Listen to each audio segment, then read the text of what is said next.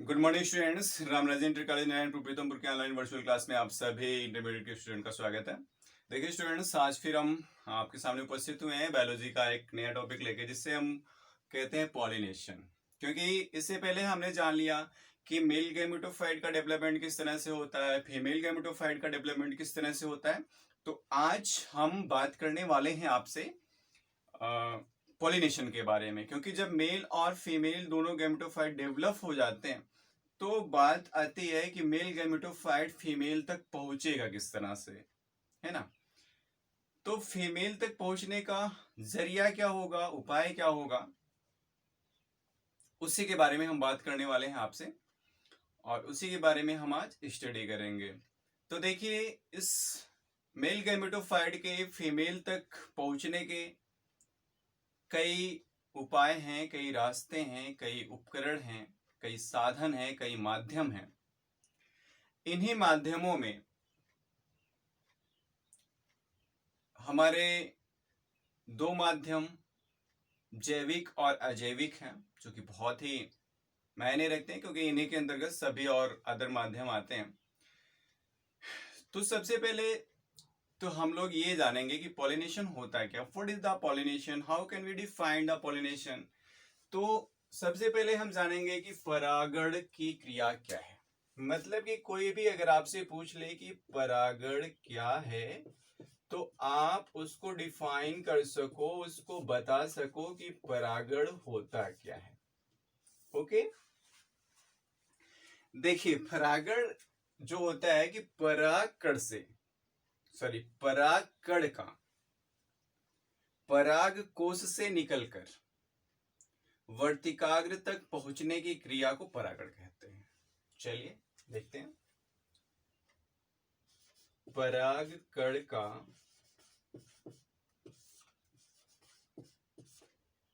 पराग कोश से निकलकर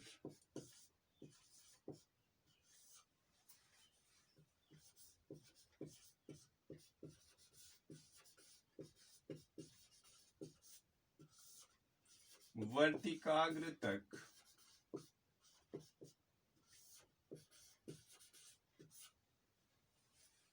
पहुंचने की क्रिया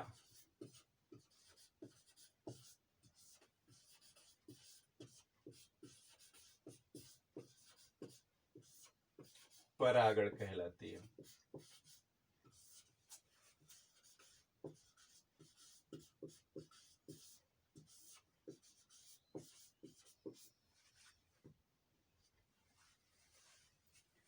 कई बार आपसे क्वेश्चन होमवर्क में भी दिया गया मेरे ख्याल से, और आपके टेस्ट में भी दिया गया रहा होगा कि परागण क्या है या कितने प्रकार का होता है, या ऐसा कोई भी टॉपिक दिया गया जरूर रहा होगा।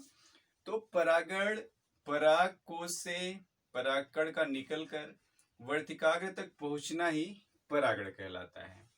चलिए, वैसे तो परागकण भी आप जानते होंगे, परागकोश भी जानते होंगे, वर्तिकाग्र भी जानते होंगे, लेकिन फिर से हम आपको डिफाइन कर देते हैं एक बार। हो सकता है भूल गए हों, क्योंकि हम लोग भी बहुत सारी चीजें भूल जाया करते थे।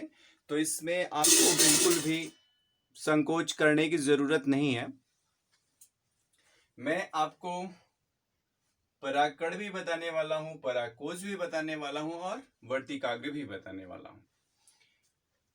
देखिए, इसे हमने स्टडी किया था इससे पहले, जब हमने ये चैप्टर स्टार्ट किया था उस टाइम हमने देखा था एक फ्लावर का स्ट्रक्चर, इंटरनल स्ट्रक्चर, या कह सकते हैं उसका रिप्रोडक्टिव स्ट्रक्चर हमने देखा था।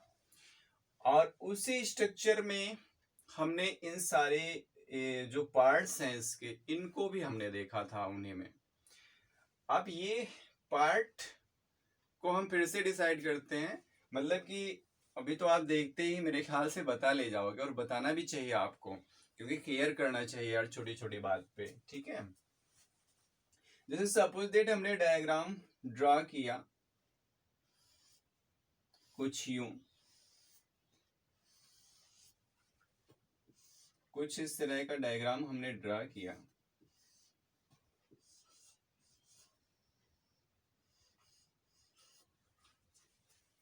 तो ये तो आप जानते ही होंगे ना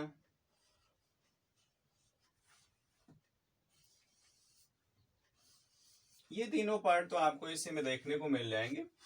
जैसे, और मैं बहुत ज्यादा डिटेल नहीं दूंगा क्योंकि ये कई बार आपको बताया जा चुका है।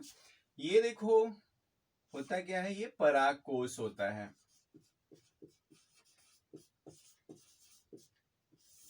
मीन्स इसको बोलते हैं एंथर इंग्लिश में।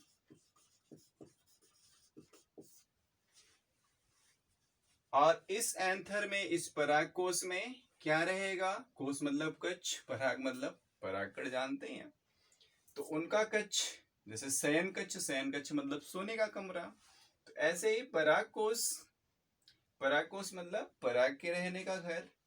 तो परागकण इसके अंदर रहेगा, इसके अंदर परागकण पाया जाएगा। ठीक है, जैसे आपको इसका कट भी करके दिखाया गया था कि अभी जैसे ये चीज है,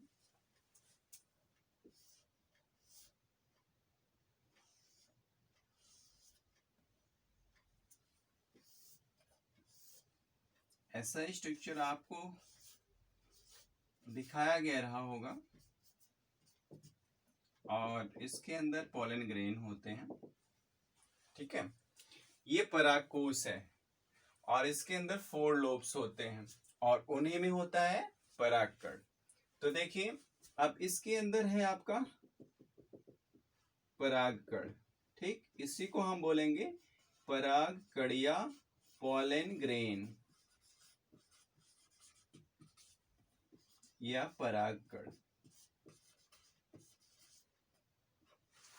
और इसको हम एंथर या पोलन सैक भी बोल सकते हैं।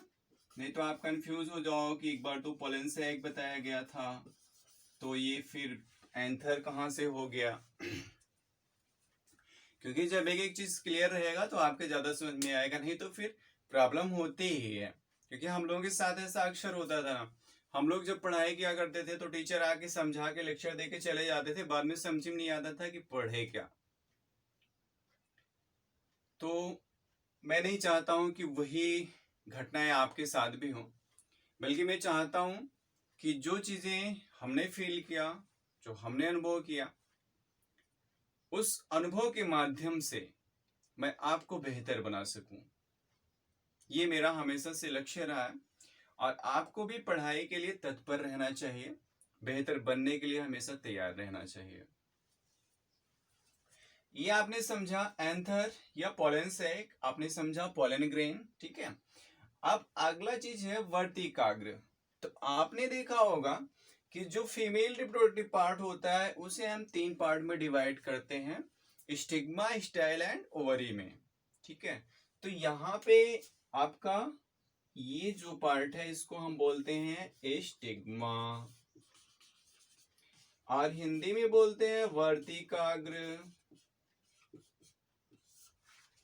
अब ये तीनों चीजें क्लियर हैं आपके सामने। परागकण क्या है, परागकोश क्या है, वर्तिकाग्र क्या है, ये तो तीनों चीजें कंफर्म हो गई ना। अब देखो, अब आपके बहुत ही आसानी से समझ में आ जाएगा कि परागण की क्रिया होती क्या है। ये परागकोश है। अब कह रहा है कि परागकोश से निकलकर यहां से निकलेगा, कौन निकलेगा? यही परागकण निकलेगा। कैसे निकलेगा? इसके टूटने से, क्रैक होने से, फटने से निकलेगा। अभी जब ये चैप्टर हमारा खत्म होगा ना, तो लास्ट में हम आपको लगभग 52 मिनट्स का एक वीडियो अवेलेबल कराएंगे और उस वीडियो के माध्यम से जो भी चीजें इस चैप्टर में आपने पढ़ी सब की सब आपकी एक बार फिर से रिपीट होती चली जाएंगी। और उसमें कैसे ये क्रैक होता है वो भी चीजें दिखाई गई हैं, बताई गई हैं, समझाई गई हैं। आप उसके माध्यम से बहुत ही बेहतर ढंग से समझ सकते हैं। लेकिन पहले हम अभी ये जो छोटे छोटे टॉपिक्स है हमारा ना, इसको हम धीरे धीरे कवर कर लें। फिर वो 52 मिनट्स का, मतलब कि 52 मिनट्स का समझ लो एक मूवी हो जाता है आपका। आप जब 52 मिनट्स देखोगे तो आपको मतलब कि सोचना पड़ेगा कि कितना टाइम लग रहा है, देखें इसको, कैसे देखें, कब तक देखें। जैसे मैं जानता हूं कि बहुत सारी समस्याएं होती हैं, खासतौर से गांव में, कभी नेटवर्क नहीं, कभी लाइट नहीं, तो